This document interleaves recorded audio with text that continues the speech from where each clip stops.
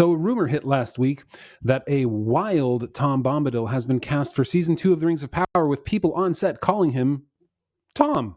There's apparently a code name too for him that they're using, but that's besides the point. I'm not exactly surprised that this is the rumor. And if it's true, this will certainly make season 2 interesting. But before we get into my thinkings about the Rings of Power, let's remember that Tom Bombadil is someone that Tolkien created in the Adventures of Tom Bombadil, which was originally outside of the Lord of the Rings, completely outside of Middle-earth. It had Goldberry, it had Old Man Willow, but it didn't have all the other Middle-earth surroundings in it. But Tolkien loved the character so much that he put him into Middle-earth because he wanted an adventure along the way as the hobbits made their way to Rivendell. But he's not a primary character. He's not a mover and shaker. He's not the one that drives the story of the destruction of the Ring of Power forward. And that's because in the Council of Elrond, they knew that Tom Bombadil would not be the right person to take the ring to Mordor. Gandalf said this. He said, "Say rather that the ring has no power over him. He is his own master, but he cannot alter the ring itself, nor break its power over others. And now he is withdrawn into a little land within bounds that he has set, though none can see them, waiting perhaps for a change of days, and he will not step beyond them." And then going on from that, what would happen if he would actually take the ring? He would be a horrible steward of the ring, because if he were given the ring, Gandalf said, he would soon forget it, or most likely throw it away. Such things have no hold on his mind. He would be a most unsafe guardian, and that alone is answer enough.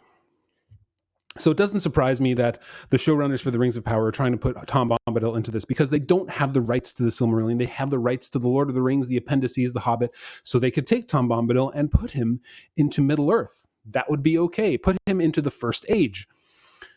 I'm not surprised that they would do that, because they have no problem changing characters. They changed the hobbits into what we affectionately here at theonering.com call dirty little sociopaths, because that's what they are. They leave their unwanted, injured ones behind on the path. They turned Galadriel into a whiny, absorbed, heartless, narcissistic, indestructible commander of armies. They turned Celebrimbor into a daft elf of no consequence. They turned Sauron into a hot guy. So they've done everything to turn people into this. So for them to say, okay, we're going to turn Tom Bombadil into a wild Tom Bombadil, not surprising. It is going to be an absolute disaster.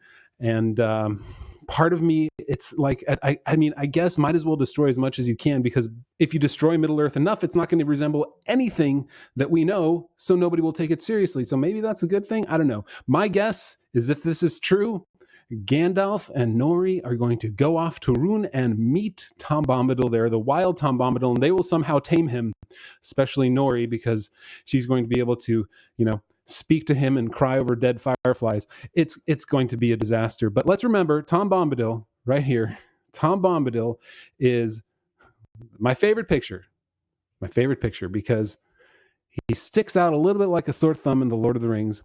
But man, he's a merry fellow, and bright blue his jacket, and his boots are yellow. And if he goes wild, you can rest assured he won't resemble anything that Tolkien actually wrote. Thanks for watching. Make sure you don't miss any future Torque Dailies by clicking the subscribe button and that little bell there.